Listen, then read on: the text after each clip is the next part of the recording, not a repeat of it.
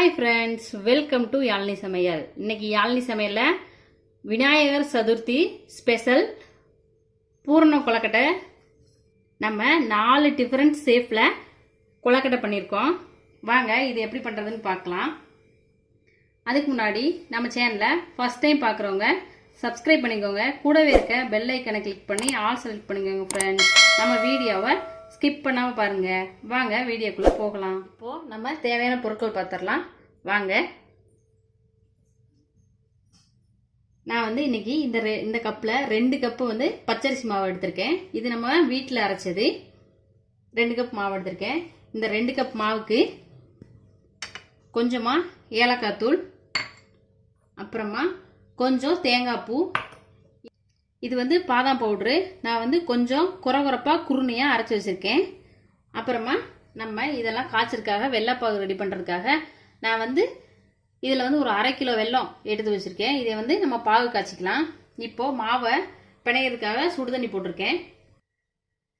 சுடுதண்ணி நல்லா இது மாதிரி காஞ்சிடுச்சு. இப்போது கை பொறுக்கிற அளவுக்கு நம்ம ஸ்பூன் வச்சு மாவை மிக்ஸ் பண்ணிக்கலாம். வாங்க எப்படி மிக்ஸ் பண்ணுறதுன்னு பார்க்கலாம். நம்ம மாவு மிக்ஸ் பண்ணுறதுக்கு முன்னாடி நம்ம வெள்ளைப்பாகை அடுப்பில் காய வச்சுக்கலாம். கொஞ்சமாக தண்ணி ஊற்றுங்க. இது ஃபுல்லாக தண்ணி ஊற்றணும்னு அவசியம் இல்லை. கொஞ்சமாக தண்ணி ஊற்றி நம்ம பாகை எடுத்தால் போதும். ரொம்ப தண்ணியாக இருந்துச்சுன்னா நம்ம தேங்காய் பூ வதக்கும் போது ரொம்ப லென்த்தாக டைம் எடுக்கும். வாங்க மாவு மிக்ஸ் பண்ணிடலாம். நம்ம 1 கப் மாவுக்கு 1.5 கப்பில் 1.25 1.5 கப் வரைக்கும் தண்ணி பிடிக்கும். நம்ம இந்த சுடுதண்ணியை ஊற்றி நல்லா ஸ்பூனை வச்சு மிக்ஸ் பண்ணி எடுத்துக்கலாம். சூடான தண்ணியில் நீங்கள் மிக்ஸ் பண்ணும்போது மாவு வந்து நல்லா வெந்து நம்ம கொழுக்கட்டை செய்கிறதுக்கு சரியான பதத்தில் கிடைக்கும். அதனால் கொஞ்சம் கொஞ்சமாக தண்ணி ஊற்றி நீங்கள் வந்து நல்லா மாவை மிக்ஸ் பண்ணி எடுத்துக்கோங்க. உடனே மாவில் கை வைக்காதீங்க. ஏன்னா நம்ம நல்ல தண்ணியை வந்து கொதிக்க காய வச்சு எடுத்துருக்கோம். அதனால் கொஞ்சம் கொஞ்சமாக ஊற்றி ஸ்பூனை வச்சு மிக்ஸ் பண்ணிவிட்டு ஒரு 10 நிமிஷம் ஆறட்டும். ஆறினதுக்கப்புறம் கை பொறுக்கிற சூட்டில் நம்ம வந்து மாவை மிக்ஸ் பண்ணி விடணும். எல்லா உதிரி மாவும் இந்த சுடுதண்ணியோட மிக்ஸ் ஆகிற மாதிரி மிக்ஸ் பண்ணி விட்டுக்கோங்க. நம்ம மாவு நல்லா கை பொறுக்கிற அளவு சூடுக்கு வந்துடுச்சு. இப்போ நம்ம மாவு நல்லா மிக்ஸ் பண்ணிக்கலாம். நீங்கள் மாவு பிணையும் போதே கொஞ்சமாக உப்பு சேர்த்துக்கோங்க. அப்போ தான் நல்லா டேஸ்ட்டாக இருக்கும். உப்பு சேர்த்துட்டு இப்போது நல்லா மாவை மிக்ஸ் பண்ணி எடுத்துக்கலாம். கை பொறுக்கிற சூட்டில் பிசைஞ்சோம்னா கரெக்டாக இருக்கும். நல்லா நம்ம மாவை இது மாதிரி விரிசல் இல்லாமல் பிசைஞ்சு வச்சுக்கோங்க. வாங்க இப்போ பூரணம் ரெடி பண்ணிடலாம். பூரணத்துக்கு வெள்ளைப்பாகு ரெடி ஆயிடுச்சு. இப்போ நம்ம பூரணம் பண்ணுறதுக்கு 1 ஸ்பூன் நெய் சேர்த்துக்கலாம். நெய் நல்லா உருகட்டும். நெய் நல்லா சூடாயிடுச்சு. நம்ம எடுத்து வச்ச இந்த தேங்காய் பூவை நெய்யில் நல்லா வறுத்து எடுத்துக்கலாம். அப்போ தான் நல்லா வாசமாக டேஸ்ட்டாக இருக்கும்.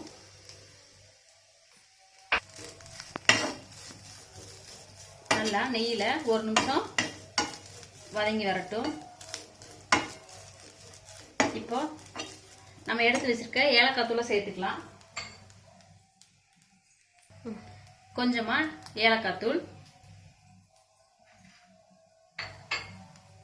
அதோட நல்லா மிக்ஸ் பண்ணிக்கலாம்.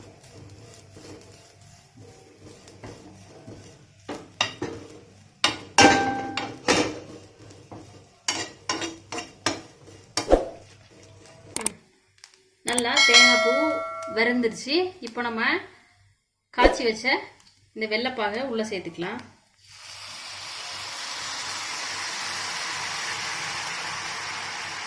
வடிகட்டி சேர்த்துக்கோங்க. அப்போ தான் அதில் உள்ள தூசியெல்லாம் நம்ம வடிகட்டிலே நின்றுக்கும். இதை நல்லா தேங்காயோட மிக்ஸ் பண்ணி விட்டுக்கலாம்.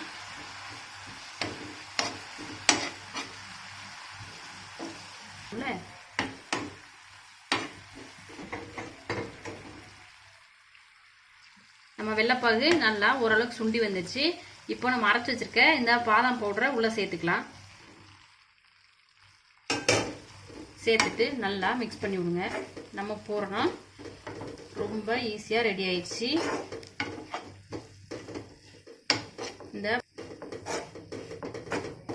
இந்த பாதாமோட நம்ம பூரணம் செஞ்சு சாப்பிடும்போது நல்லா டேஸ்ட்டாகவும் இருக்கும், நம்மளுக்கு ஹெல்த்தாகவும் இருக்கும். நீங்கள் இதே மாதிரி ஒரு டைம் வீட்டில் ட்ரை பண்ணி பாருங்க. பூர்ணம் ரெடி ஆயிடுச்சு. ஒரு 2 நிமிஷம் ஆறட்டும். அப்போ தான் அந்த சூட்டோடு நம்ம எடுத்து வைக்கும்போது கரெக்டாக இருக்கும். கை பொறுக்கிற அளவில் சூடு இருக்கணும். இது மாதிரி நம்ம மாவில் கொஞ்சமாக இது மாதிரி மாவு பிச்சு எடுத்துக்கலாம். எடுத்துகிட்டு மாவை மூடி வச்சுருங்க, இல்லைன்னா காஞ்சிரும். இதை நல்லா இப்படி உருண்டை பிடிச்சிட்டு இது வந்து நம்ம 2 கட்டை விரலை வச்சு இப்படி லேசாக நல்லா ரவுண்டாக செஞ்சுக்கலாம். இது மாதிரி நல்லா விரித்து விட்டுக்கோங்க. விரித்து விட்டுட்டு நம்ம செஞ்ச பூரணத்தை கொஞ்சமாக எடுத்து இது மாதிரி கொஞ்சமாக எடுத்து உருட்டிட்டு உள்ளே வச்சுக்கலாம். உள்ளே வச்சுட்டு நம்மளுக்கு இது எந்த ஷேப்பில் வேணுமோ அந்த ஷேப்பில் நம்ம கையிலே பண்ணிக்கலாம். இல்லைன்னா அங்கே நம்ம ஊரில் கடைகளில் இது மாதிரி பண்ணுறதுக்கு மாடலாக பண்ணுறதுக்கு அந்த மோல்டிங்லாம் கிடைக்கும். அதையெல்லாம் யூஸ் பண்ணி நீங்கள் உங்களுக்கு எந்த டிசைன் வேணுமோ அந்த டிசைனில் பண்ணிக்கலாம். அதெல்லாம் இல்லை அப்படிங்கிற பட்சத்தில் நம்ம இது மாதிரி கையிலே நம்மளுக்கு என்ன ஷேப் வேணுமோ அதை வந்து நம்ம தயார் பண்ணிக்கலாம். இதில் உங்களுக்கு டிசைன் வேணும்னு நினச்சிங்கன்னா இது மாதிரி சின்ன ஸ்பூன் எடுத்துகிட்டு லைட்டாக இது மாதிரி குட்டி குட்டியாக, ஆனால் கட் பண்ணிடவும் கூடாது, ஃபுல்லாக உள்ளே போயிடவும் கூடாது. இது மாதிரி சின்னதாக இப்படி ஸ்பூனை வச்சு இப்படி அமைக்கி விட்டிங்கன்னா அழகாக டிசைன் கிடச்சிரும். பாருங்கள், இது ஒரு மாடல். நம்ம இதே மாதிரி டிஃப்ரெண்ட் டைப்பில் அதே மாதிரி இன்னொரு உருண்டையாக மாவு எடுத்துக்கலாம். அதே மாதிரி இப்போது கட்டை விரல வச்சு நல்லா அழுத்தி விட்டுக்கோங்க. நம்ம கையிலே எத்தனை டிசைன் வேணுமோ அத்தனை டிசைன் பண்ணிக்கலாம். நல்லா தட்டையாக லேசாக அதே மாதிரி உடஞ்சிராத அளவுக்கு இது மாதிரி எடுத்துக்கோங்க. எடுத்துட்டு நம்ம பூரணத்தை இது மாதிரி உருட்டி உள்ளே வச்சுக்கலாம். உள்ளே வச்சுட்டு நம்ம இதை பூ மாடலில் செய்யலாம்.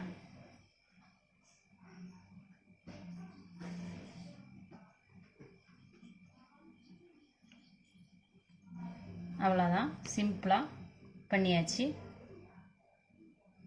இது மாதிரி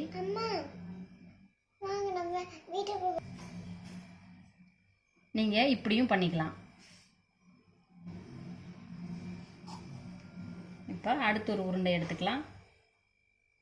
எடுத்துட்டு அதே மாதிரி நல்லா கட்டை விரல் வச்சு அமுத்தி விட்டுக்கோங்க.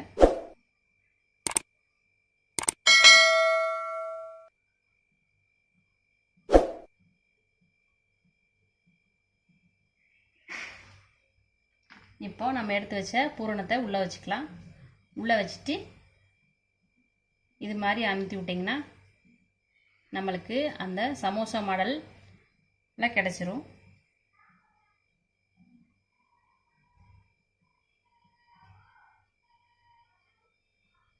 அவ்வளவுதான், இதே மாதிரி ஈஸியாக பண்ணிடலாம். இதே மாதிரி எல்லாத்தையும் நம்ம செஞ்சு எடுத்துடலாம். நம்ம எல்லாத்தையும் ரெடி பண்ணி எடுத்தாச்சு. இது ஒரு புது மாடல். வாங்க இதை வந்து வேக வைக்கலாம்.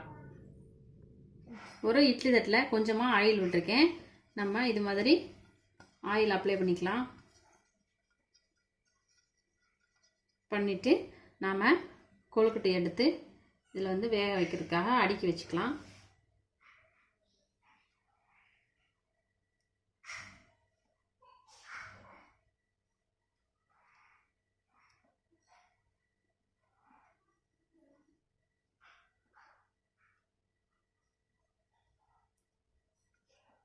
இப்படி இடம் இருக்க அளவுக்கு நாம் வந்து கொழுக்கட்டையெல்லாம் வச்சுக்கலாம். வாங்க இப்போ பாத்திரத்துக்குள்ளே வச்சிடலாம். தண்ணி சூடாயிடுச்சு. இப்போ நம்ம உள்ளே வச்சுட்டு மூடி போட்டு மூடிடலாம். இதை ஒரு 10 நிமிஷம் வேக விடுங்க. 10 நிமிஷத்தில் கரெக்டாக வெந்துடும். ரொம்ப நேரம் வேக விட்டோம்னா நம்ம கொழுக்கட்டை வந்து ஹார்டாக இருக்கும். நம்ம கொழுக்கட்டை 10 நிமிஷத்தில் நல்லா ரெடி ஆயிடுச்சு. நம்ம கொழுக்கட்டை ரொம்ப சாஃப்டாக ஈஸியாக ரெடி ஆயிடுச்சு. இதை நீங்கள் வாழை இலையில் வச்சு பரிமாறி சாப்பிடும்போது பயங்கர டேஸ்ட்டாக இருக்கும். இதே மாதிரி நீங்கள் வீட்டில் செஞ்சு பாருங்கள். கண்டிப்பாக இந்த வீடியோ உங்களுக்கு பிடிச்சிருக்கும்னு நினைக்கிறேன். பிடிச்சிருந்தா உங்கள் ஃபேமிலி ஃப்ரெண்ட்ஸோட ஷேர் பண்ணுங்கள் friends. Thank you for watching.